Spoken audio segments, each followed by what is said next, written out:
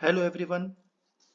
इस वीडियो में हम डिस्कस करेंगे 50 एमसीक्यू क्वेश्चंस। ये मल्टीपल चॉइस क्वेश्चंस होते हैं जिनके 4 ऑप्शन होते हैं, उसमें हमें सही ऑप्शन को सिलेक्ट करना होता है। पिछली वीडियो में भी हमने 50 एमसीक्यू देखे थे जो basic concept of business management से ही थे। वो पार्ट 1 वीडियो थी, ये पार्ट 2 वीडियो है। उसमें 50 क्वेश्चन देखे थे। इस वीडियो में भी हम 50 क्वेश्चंस देखेंगे। ये बिजनेस मैनेजमेंट विषय से संबंधित है, जो बीकॉम, बीबीए, एमकॉम, एमबीए सब जगह ये सब्जेक्ट रहता है, पढ़ाया जाता है। तो काफ़ी विश्वविद्यालयों ने ऑब्जेक्टिव क्वेश्चंस कर दिए हैं जिनके 4 ऑप्शन होते हैं और आपको सही ऑप्शन को टिक करना होता है। तो उनकी प्रैक्टिस के लिए ये वीडियो बनाई गई है, तो आप इसको देखें। तो हम 50 क्वेश्चंस को डिस्कस करेंगे। पहला क्वेश्चन है, सर्वप्रथम प्रबंधन और प्रशासन में अंतर किसने स्पष्ट किया?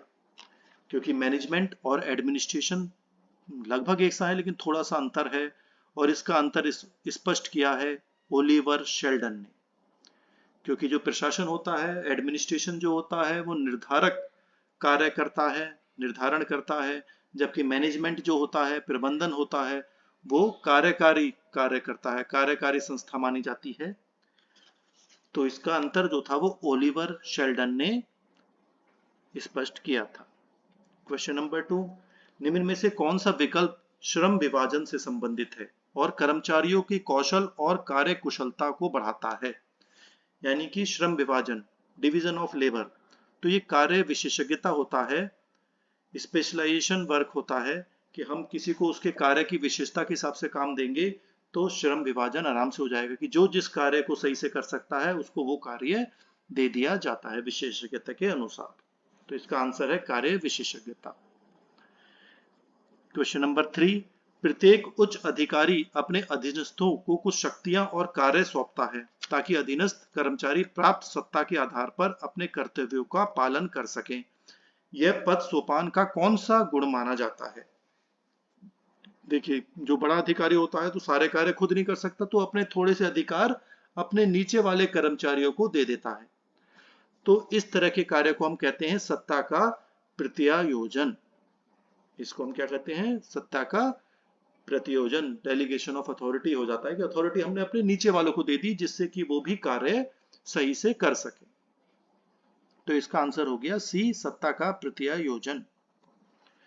क्वेश्चन नंबर 4, प्रबंध एक पृथक प्रक्रिया है जिसमें नियोजन, संगठन, क्रियान्वयन तथा नियंत्रण का समावेश किया जाता है तथा इनका निष्पादन व्यक्तियों एवं साधनों के उपयोग द्वारा उद्देश्यों को निर्धारित एवं प्राप्त करने के लिए किया जाता है। यह कथन दिया है जॉर्ज आर टेरी ने। ये डी आंसर इसका है, जॉर्ज आर टेरी ने ये परिभाषा प्रबंध के बारे में दी है। नेक्स्ट क्वेश्चन 5, प्रबंध वह शक्ति है जो एक पूर्व निर्धारित लक्ष्य की पूर्ति के लिए संगठन का नेतृत्व, मार्गदर्शन एवं संचालन करता है। ये प्रबंध की शक्ति है जो प्रबंध कार्य करता है।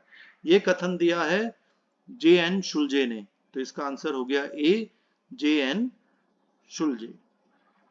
नेक्स्ट क्वेश्चन, प्रबंध एक सामाजिक प्रक्रिया है जिसमें एक उपक्रम की क्रियाओं के प्रभावी नियोजन एवं न्याय का उत्तरदायित्व सन्निहित होता है। यह कथन दिया है ईएफएल ब्रीच ने।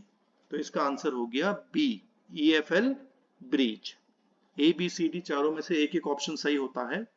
तो ये परिभाषाएं हैं जो विभिन्न प्रबंध गुरुओं ने दी हैं, जो प्रबंध के ऊपर जिन्होंने रिसर्च करी है उन्होंने ये परिभाषाएं दी हैं।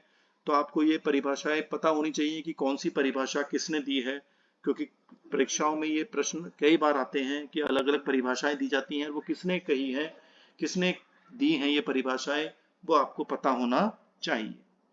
अगला प्रश्न देखते हैं, प्रबंध कहीं पर भी कार्यकारी नेतृत्व का कार्य है। संगठन के उद्देश्यों की पूर्ति हेतु उसकी क्रियाओं का नियोजन, संगठन तथा नियंत्रण करने का कार्य है। यह कथन है किसका? आरसी डेविस का। यह आरसी डेविस ने यह कथन दिया था। अगला प्रश्न, कोई भी व्यवसाय स्वयं नहीं चलता चाहे वह संयोग की स्थिति में ही क्यों ना हो। यह कथन दिया है एडविन एम रॉबिन्सन ने। तो इसका आंसर ए हो गया, एडविन एम रॉबिन्सन। अगला प्रश्न, गति या जीवन प्रदान करने वाला तत्व प्रबंध ही है, जिसके बिना उत्पादन के साधन केवल साधन मात्र ही रह जाते हैं, कभी उत्पादन नहीं बन पाते। तो ये कथन दिया है पीटर एफ ड्रकर ने। तो इसका आंसर ए हो गया, पीटर एफ ड्रकर। अगला प्रश्न, प्रबंध व्यवसाय संगठन रूपी शरीर का मस्तिष्क है एवं उसकी जीवनदायिनी शक्ति है, यह कथन दिया है ओलिवर शेल्डन ने। तो इसका आंसर बी हो गया, ओलिवर शेल्डन। अगला प्रश्न, भारत में प्रबंध जो है वो आवश्यक है या अनावश्यक है, या दोनों है, या इनमें से कोई नहीं है? तो प्रबंध तो हर जगह ही आवश्यक होता है, चाहे किसी भी देश में हो, तो भारत हो या कोई भी देश हो, तो प्रबंध तो आवश्यक ही माना जाता है। चाहे कोई देश हो, कोई समाज हो, कोई विभिन्न, चाहे आपकी कॉलेज हो, संस्थाएं हो, कोई भी बिजनेस एक्टिविटी हो रही है, सर्विस सेक्टर हो, कोई भी सेक्टर हो, कहीं भी कोई भी क्षेत्र हो, प्रबंध की आवश्यकता हमेशा ही होती है। प्रबंध का सार क्या है? प्रबंध का सार है समन्वय, कोऑर्डिनेशन। कोऑर्डिनेशन बहुत जरूरी है। एक आदमी पूरा प्रबंध नहीं कर सकता, उसको साथ चाहिए। साथ किसका चाहिए? व्यक्तियों का साथ चाहिए, अपने साथियों का साथ चाहिए। तो कोऑर्डिनेशन बहुत जरूरी है। आपस में अगर कोऑर्डिनेशन होगा, समन्वय स्थापित होगा, तभी प्रबंध सही से हो पाएगा, वरना नहीं हो पाएगा। तो इसका आंसर हो गया समन्वय। निम्न में से कौन प्रबंध के स्तर का नहीं है? देखिए, जो प्रबंध के 3 स्तर माने जाते हैं, हायर लेवल होता है, मिडिल लेवल होता है और लोअर लेवल होता है, यानी कि उच्च स्तर, मध्य स्तर और निम्न स्तर। लेकिन मुख्य स्तर जैसा कोई प्रबंध का स्तर नहीं होता है, तो इसका आंसर हो गया मुख्य स्तर, क्योंकि मुख्य स्तर कोई स्तर नहीं माना जाता। अगला प्रश्न, प्रबंध कैसी प्रक्रिया है? रुक रुक कर चलने वाली, धीरे धीरे, या निरंतर, या सभी? तो ये प्रबंध जो है निरंतर, कंटिन्यूअस एक्टिविटी है, निरंतर चलने वाली प्रक्रिया मानी जाती है। प्रबंध कभी रुकता नहीं है, प्रबंध निरंतर, हम हर चीजों का प्रबंध करते रहते हैं। क्वेश्चन 15, प्रबंध का शुरुआत कहां से होता है? तो प्रबंध का शुरुआत जो होता है, मैंने आपको पिछली वीडियो में बताया था कि पहला इस कार्य होता है प्लानिंग, नियोजन। वहां से प्रबंध शुरू होता है कि हम पहले प्लानिंग करेंगे कि हमें क्या करना है, योजना बनानी पड़ेगी, प्लान बनाने पड़ते हैं, तब प्रबंध आगे हम शुरू करते हैं। कोई भी, अगर कहीं आप घूमने भी जा रहे हो, कहीं टूर पे जा रहे हो, तो आप पहले प्लानिंग करेंगे कि हम कैसे जाएंगे, क्या कार्य वहां पे करना है, कितने दिन में जाएंगे, कितने दिन में लौट कर आएंगे। तो ये सब प्लानिंग जरूरी होती है। लेकिन इसमें नियोजन चारों में ऑप्शन में नहीं दे रखा, इसलिए इसका ऑप्शन हो गया इनमें से कोई नहीं, क्योंकि संगठन है, निर्देशन है, नियुक्तिकरण है, ये सब बाद में होते हैं। शुरुआत जो होती है वो नियोजन से होती है, जो इसमें ऑप्शन नहीं दिया गया है, इसलिए इसका आंसर हो गया इनमें से कोई नहीं। अगला प्रश्न, प्रबंध कला है। पहले भी हमने पिछली वीडियो में भी देखा था, प्रबंध कला भी मानी जाती है और विज्ञान भी मानी जाती है। तो प्रबंध जो है वो कला है। क्यों? क्योंकि इसमें सी आंसर सही है। स्वयं काम करने एवं दूसरों से काम लेने, दोनों की कार्य माना जाता है, इसलिए कला माने थे कि जो प्रबंध है वो हमें खुद भी प्रबंध करना है और अपने साथियों से काम भी लेना है, हमें भी कार्य करना है, और जो हमारे अधीनस्थ हैं, जो हमारे नीचे काम कर रहे हैं, उनसे काम भी करवाना है। तो ये कला है कि किस तरह से आप दूसरे व्यक्तियों से, अपने एम्प्लॉयज से कार्य करा पाएंगे। तो वो प्रबंध माना जाता है कि स्वयं भी कार्य करना है और दूसरों से काम भी करवाना है। तो इसका आंसर हो गया सी। अगला प्रश्न, दूसरे व्यक्तियों से कार्य कराने की युक्ति है प्रबंध। भाई, दूसरे आदमियों से काम कराना कोई आसान नहीं होता है, यह आपकी कला है कि आप अपने साथियों से, अपने जो नीचे आपके लोग सबऑर्डिनेट्स हैं, जो आपके नीचे काम कर रहे हैं, उनसे आप किस तरह से कार्य करा पाएंगे, ये बहुत बड़ी कला मानी जाती है। आपका जो मानव संसाधन है वो आसान नहीं होता। ह्यूमन रिसोर्स को कंट्रोल करना, मानव संसाधन, लोगों को, व्यक्तियों को कंट्रोल करना आसान नहीं होता है। तो ये कला मानी जाती है मैनेजर की कि वो अपने अधीनस्थों से, अपने सुपरवाइजर से, अपने सबऑर्डिनेट से, अपने नीचे जो काम कर रहे हैं, उनसे किस तरह से कार्य लिया जाए, ये कला मानी जाती है। तो ये प्रबंध है कि हम दूसरों से किस तरह से कार्य करा सकते हैं। वैज्ञानिक प्रबंध में उत्पादन होता है अधिकतम। ये साइंटिफिक मैनेजमेंट है जो एफ.डब्ल्यू. टेलर ने दिया था। तो एफ.डब्ल्यू. टेलर ने जो प्रबंध जो दिया था, वैज्ञानिक प्रबंध, फाइनेंशियल, ये साइंटिफिक मैनेजमेंट, उसमें जो है प्रोडक्शन जो है वो अधिकतम ही करा जाएगा, मैक्सिमम प्रोडक्टिविटी होनी चाहिए। वैज्ञानिक प्रबंध जो था वो शुरू हुआ था 1913 में, तो इसका आंसर हो गया बी। कौन सा प्रबंध विचारक था जिसने सबसे पहले प्रबंध को इसके कार्यों की दृष्टि से देखा? ये फेयोल थे, हेनरी फेयोल, जिन्होंने प्रबंध को कार्यों की दृष्टि से देखा कि प्लानिंग है, ऑर्गेनाइजिंग करनी है, कंट्रोल करना है, कोऑर्डिनेशन है, सब चीजें करनी है। तो किस कार्य, प्रबंध क्या है? कोई ना कोई कार्य हमें इस तरह से करना है कि हम सब चीजों को प्रबंध कर सकें। अगला प्रश्न, प्रबंधकों के प्रशिक्षण एवं विकास में कौन सहायक होता है? भाई कौन कराएगा उनका? जो प्रबंधक हैं, मैनेजर्स हैं, एग्जीक्यूटिव्स हैं, बिजनेस में काम करने वाले लोग हैं, आपके फैक्ट्री में काम, उनको ट्रेनिंग कौन देगा? उनका डेवलपमेंट कौन करेगा? वो ऑर्गेनाइजेशन करेगा, संस्था करेगी, आपकी संगठन करेगा। अगला प्रश्न, प्रबंध का विशिष्ट अध्ययन इसे क्या बनाता है? क्योंकि प्रबंध एक विशिष्ट अध्ययन है, अलग कोर्स है। बीबीए, एमबीए करते हैं लोग प्रबंध के ऊपर, मैनेजमेंट एमबीए करते हैं, मास्टर ऑफ बिजनेस एडमिनिस्ट्रेशन का कोर्स करते हैं। तो एक विशिष्ट अध्ययन करा जाता है कि प्रबंध हमें किस तरह से करना है। तो ये इसलिए इसको एक पेशा बना दिया, एक प्रोफेशन बन गया है। प्रबंध भी एक प्रोफेशन कहा जाता है आजकल। फिर देखिए अगला क्वेश्चन नंबर 23, प्रबंध का प्रथम कार्य और प्रबंध का अंतिम कार्य देखें। प्रबंध का प्रथम कार्य होता है नियोजन और प्रबंध का अंतिम कार्य होता है नियंत्रण। तो ये नियोजन और नियंत्रण देखिए आप सी वाले ऑप्शन में आ रहा है, इसलिए इसका आंसर हो गया सी, नियोजन और नियंत्रण। प्रबंध शुरू होगा प्लानिंग के साथ, नियोजन के साथ, योजना बनानी पड़ेगी। और अंतिम कार्य प्रबंध का होता है कंट्रोल करना, नियंत्रण करना, कि जब हम देखते हैं कि सब कार्य सही चल रहे हैं तो हमें चेक करना है कि सब कुछ कहीं गड़बड़ तो नहीं है, सब कुछ सही चल रहा है कि नहीं चल रहा है। अगर फिर हम चेक करेंगे, अगर कहीं कुछ गड़बड़ है तो उसको हम सही कर सकें। तो इसलिए लास्ट में नियंत्रण लास्ट फंक्शन माना जाता है प्लान मैनेजमेंट का। अगला प्रश्न, उद्देश्यों द्वारा प्रबंध व्यक्तियों को अभिप्रेरित करने में असफल रहा है। यह कथन है हेनरी लेविंसन का, तो ये आपको याद करना पड़ेगा।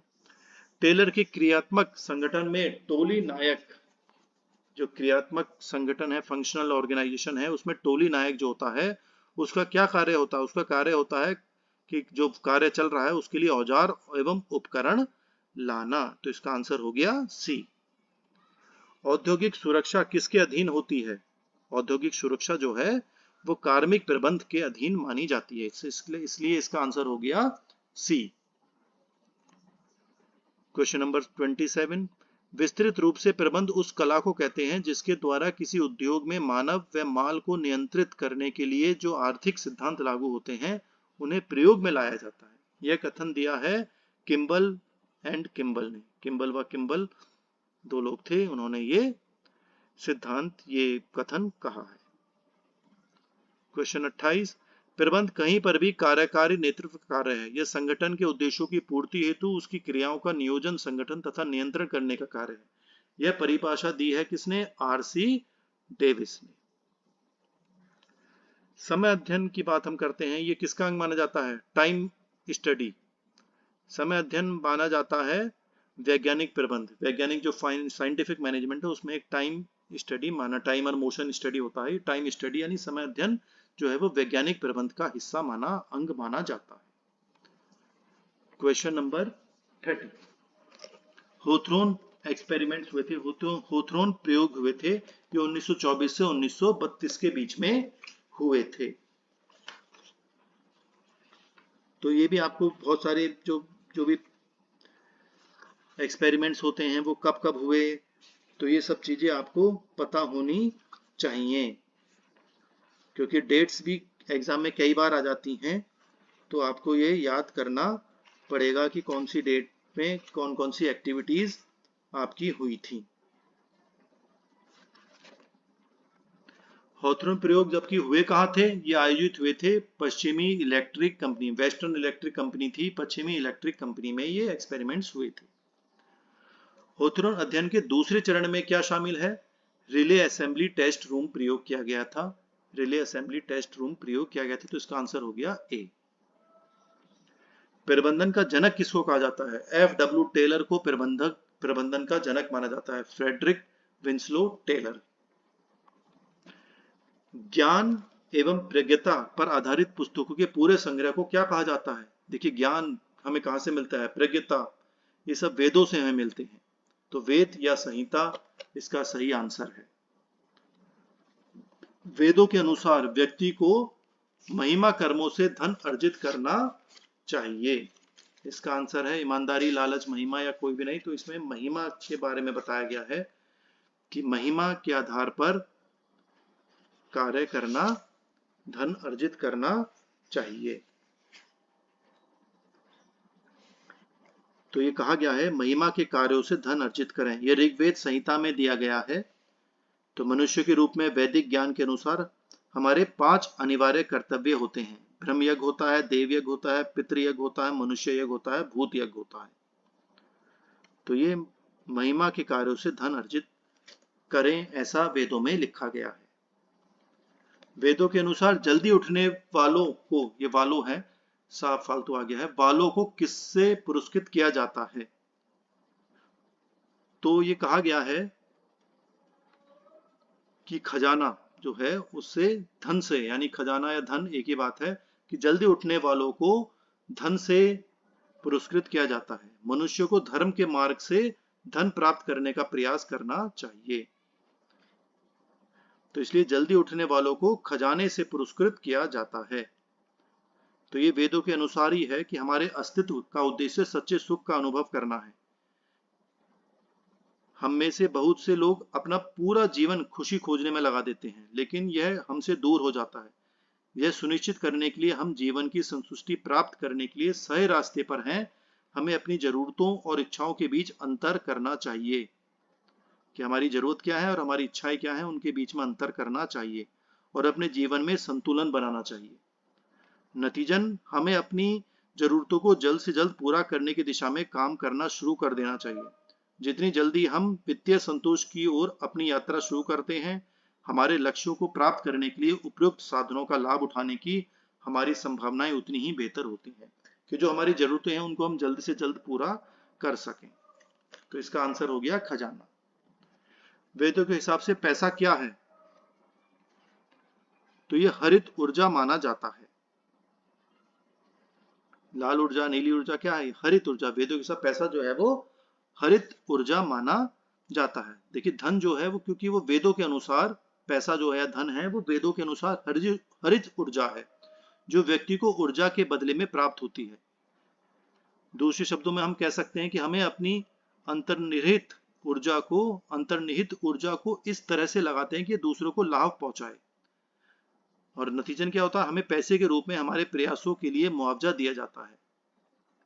जीवन का व्यवसायिक पहलू ऊर्जा और प्रयासों के आदान प्रदान को संदर्भित करता है। नतीजन वेद धन को अधिकतम करने और हमारे धन के बढ़ने के लिए धैर्यपूर्वक प्रतीक्षा करने के महत्व पर भी जोर देता है। तो यह हरित ऊर्जा माना जाता है, पैसा या धन।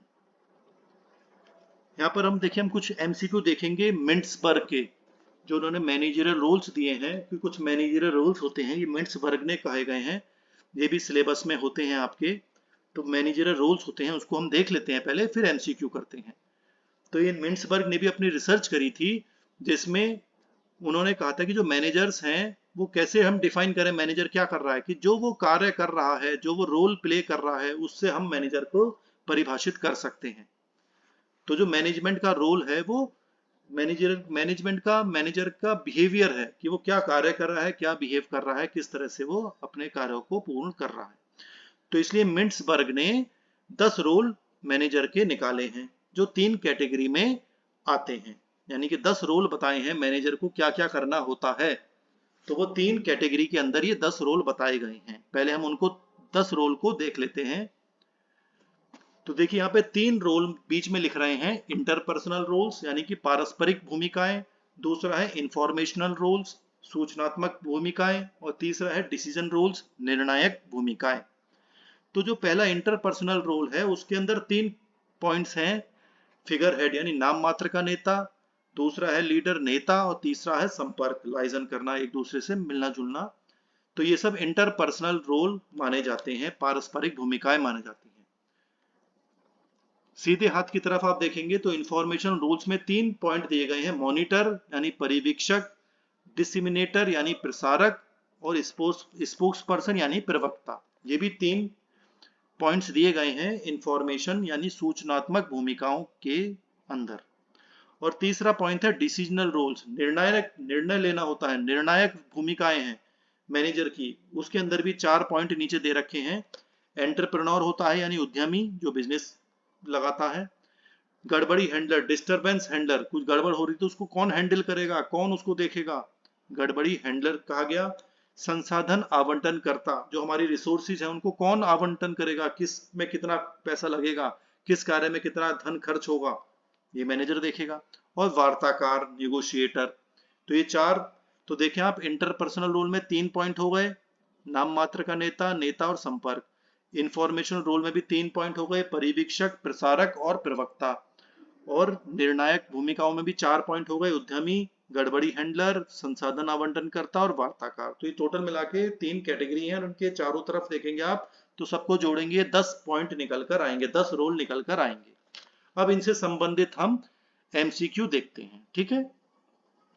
तो अगला प्रश्न है, अंतर व्यक्तिगत भूमिका में शामिल नहीं है। तो इसमें अंतर व्यक्तिगत भूमिका में कौन शामिल नहीं है, मॉनिटर की भूमिका। इसमें मुख्य व्यक्ति है, संपर्क करने का है, नेतृत्व है। तो अंतर व्यक्तित्व भूमिका में मॉनिटर की भूमिका नहीं होती है। यानी कि अंतर व्यक्तिगत भूमिका क्या होती है, पारस्परिक। पारस्परिक जो भूमिकाएं हमने देखी थी 3 कैटेगरी, उसे अंतर व्यक्तिगत भूमिका भी कहते हैं। देखिए पीछे देख सकते हैं, पहला पॉइंट है इंटरपर्सनल, यानी पारस्परिक भूमिकाएं कह सकते हैं या उसे अंतर व्यक्तिगत। इंटरपर्सनल मतलब पर्सन है, व्यक्तिगत है, तो इंटरपर्सनल मतलब अंतर व्यक्तिगत भूमिका में भी कह सकते हैं। तो अंतर व्यक्तिगत भूमिका में कौन शामिल नहीं है, मॉनिटर की भूमिका इसमें शामिल नहीं है, बाकी 3 होते हैं। अगला प्रश्न, मध्यम स्तर के प्रबंध में शामिल नहीं है। प्रतीकात्मक कर्तव्यों का अर्थ है मुख्य व्यक्ति की भूमिका। जो मुख्य व्यक्ति की भूमिका है इसका सही आंसर माना गया है। ये इसको हम इस तरह से कर सकते हैं कि आप इसमें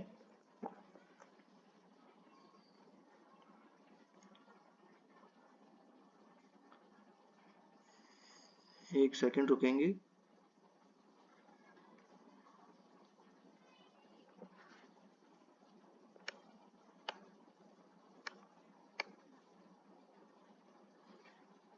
इसमें से आप ये मध्यम स्तर के प्रबंध में शामिल हैं, इस पॉइंट को हटा दीजिए बस। आगे देखें, प्रतीकात्मक कर्तव्यों का अर्थ है, ये गलत जुड़ गया है। तो प्रतीकात्मक कर्तव्यों का अर्थ है मुख्य व्यक्ति की भूमिका। अगला प्रश्न, बाधा निपटाने की भूमिका का अर्थ क्या है। बाधा निपटाना है तो उसे हम क्या कहेंगे, संकट का प्रबंध करना। संकट का प्रबंध करना। अगला है उद्यमी, जो एंटरप्रेन्योर होता है, जो बिजनेस चालू करता है, बिजनेस लगाता है, उसकी भूमिका का अर्थ है बदलाव की शुरुआत करना। यानी कि वो नया कोई बिजनेस लगा रहा है तो कुछ ना कुछ बदलाव होगा, बदलाव की शुरुआत करना उद्यमी की भूमिका का अर्थ माना जाता है।